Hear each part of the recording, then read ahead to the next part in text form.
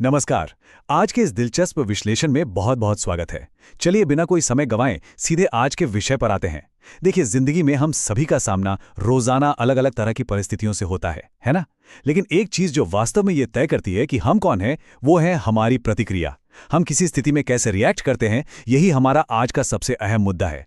और यकीन मानिए, आज हम इसे बहुत ही शानदार और अनोखे तरीके से डिकोड करने वाले हैं। तो चलिए गहराई से इस पर विचार करते हैं। जब एकदम से कोई बड़ी चुनौती सामने आ जाए तो आखिर किया क्या जाना चाहिए? सोचिए, चाहे कोई बहुत ही नकारात्मक और टॉक्सिक माहौल हो, कोई प्राकृतिक आपदा आ खड़ी हो, या फिर किसी की अपनी ही नासमझी और बचपना हो, ऐसी मुश्किल स्थितियों से कैसे निपटा जाए? यही वो सवाल है जो अक्सर हमें सोचने पर मजबूर कर देता है। अब इस सफर को और भी ज्यादा रोचक बनाने के लिए हम इसे 5 हिस्सों में बांटकर देखेंगे।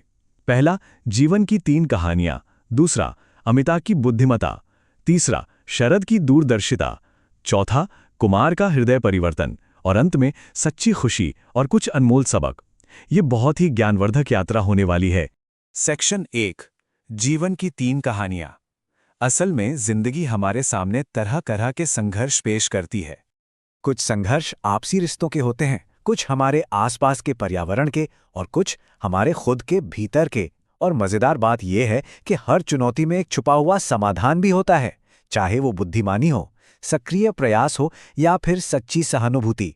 तो चलिए सीधे अपनी पहली और बहुत ही मजेदार कहानी की ओर बढ़ते हैं। सेक्शन 2, अमिता की बुद्धिमानी। अब अमिता की कहानी लेते हैं। अमिता हाल ही में अपने पति गौतम के साथ शहर में रहने आई है, लेकिन उसकी सास बहुत ही नाटकीय स्वभाव की हैं। एक दिन क्या होता है कि सास गौतम के सामने फूट फूट कर रोने का नाटक करते हैं। उनका आरोप था कि अमिता उनके लिए जहर के समान मीठे बेसन के लड्डू बना रही है, जबकि उन्हें डायबिटीज है।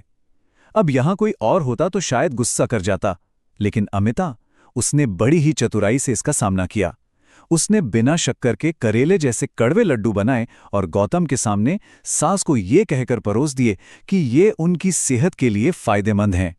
अब सास को मजबूरी में वो कड़वा लड्डू खाना ही पड़ा। ये अमिता का पहला शानदार पलटवार था। लेकिन अब यहां जो बात सच में दिलचस्प है, वो देखिए। जब पहली चाल नाकाम हुई तो सास ने एक कदम और आगे बढ़ाते हुए अपनी छोटी बहन यानी मौसी को बुला लिया। अब दोनों ने मिलकर अमिता को घर से भगाने के लिए एक पूरी की पूरी भूतिया कहानी रच डाली।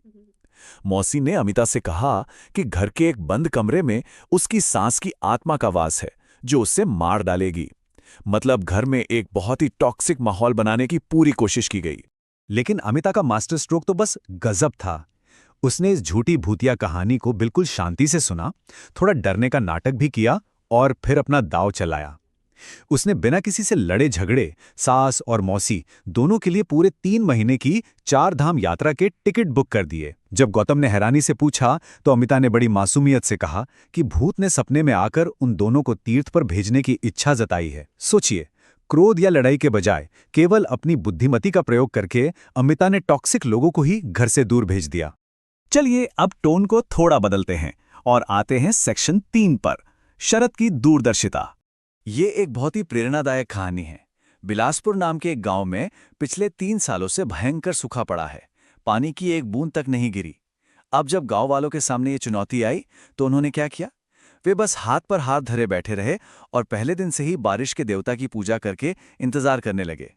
लेकिन इसके बिल्कुल विपरीत शरद नाम का एक साइंस का छात्र, जो शहर से अपने दादाजी के पास आया था, उसने एक सक्रिय कदम उठाया। दूसरे से 5वें दिन तक उसने 2 मजदूरों को साथ लिया और अपने खेत में एक तालाब खोदना शुरू कर दिया। गांव वाले उस पर खूब हंसे, उसका मजाक उड़ाया, लेकिन उसने अपना काम नहीं रोका और आखिरकार 6ठे दिन जोरदार बारिश हो ही गई। शरद का ये कदम एक बहुत ही महत्वपूर्ण कॉन्सेप्ट को हमारे सामने लाता है, जिसे कहते हैं दूरदर्शिता, यानी भविष्य की जरूरतों का पहले से अनुमान लगाना और आज ही उसकी तैयारी में जुट जाना। शरद के दादाजी सुखदेव ने भी यही महसूस किया था कि केवल किसी बुरी स्थिति के बारे में सोच सोच के परेशान होने या हाथ पर हाथ धरे इंतजार करने से कुछ हासिल नहीं होता। जब स्थिति बदलेगी तो उसका पूरा फायदा उठाने के लिए आपको पहले से तैयार रहना ही पड़ता है। और सच कहूं तो इस तैयारी का परिणाम बिल्कुल चमत्कारी था।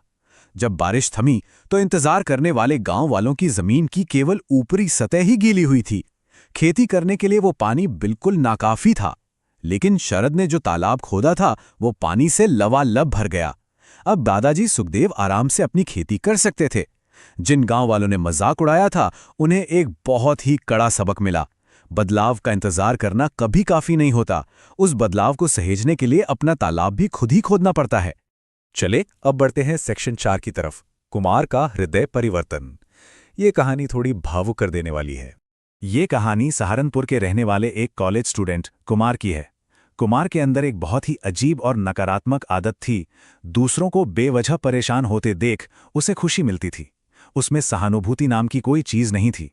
वो अक्सर शरारतें करता था, जैसे किसी अनजान व्यक्ति की मोटरसाइकिल के टायर की हवा निकाल देना और फिर छुपकर उसका तमाशा देखना। उसके पिता ने उसे कई बार समझाया, पर वो नहीं माना। एक बार तो उसने एक ऐसे नौजवान की बाइक को पंक्चर कर दिया जो किसी बहुत ही जरूरी अपॉइंटमेंट के लिए जा रहा था। उस बेचारे व्यक्ति को परेशान होते देख कुमार और उसके दोस्त बस जोर जोर से हंसते रहे। लेकिन फिर कुमार के बुद्धिमान नानाजी उसके साथ रहने आए। एक दिन जब वे दोनों एक मंदिर के बाहर से गुजर रहे थे, तो सीढ़ियों पर एक बहुत ही गरीब आदमी के फटे पुराने जूते रखे हुए थे।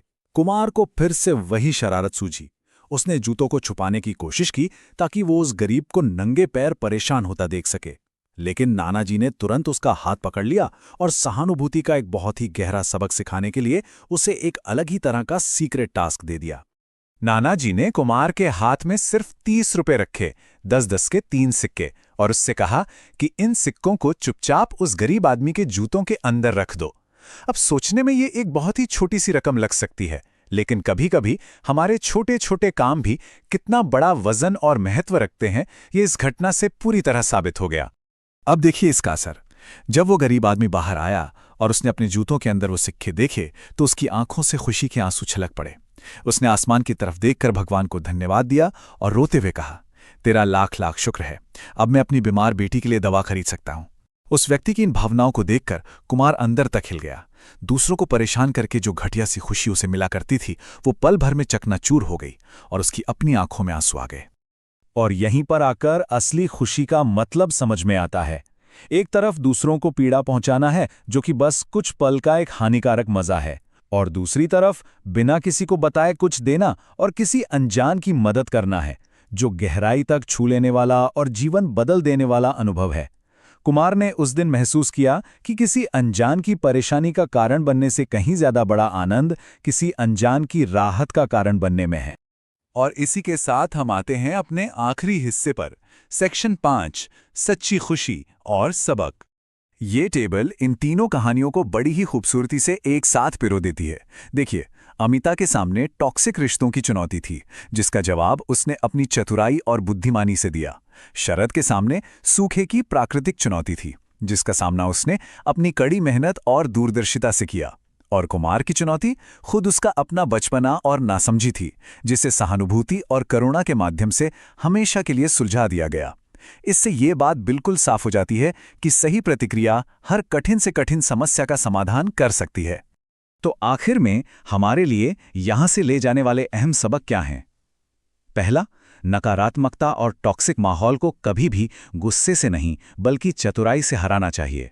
दूसरा, किसी अच्छे बदलाव के होने का सिर्फ इंतजार नहीं करना चाहिए। जब अवसर की बारिश हो तो उसे सहेजने के लिए पहले से ही अपना तालाब तैयार रखना चाहिए। और तीसरा, जीवन का सबसे बड़ा आनंद दूसरों को गिराने में बिल्कुल नहीं है, बल्कि उन्हें ऊपर उठाने और उनकी मदद करने में है।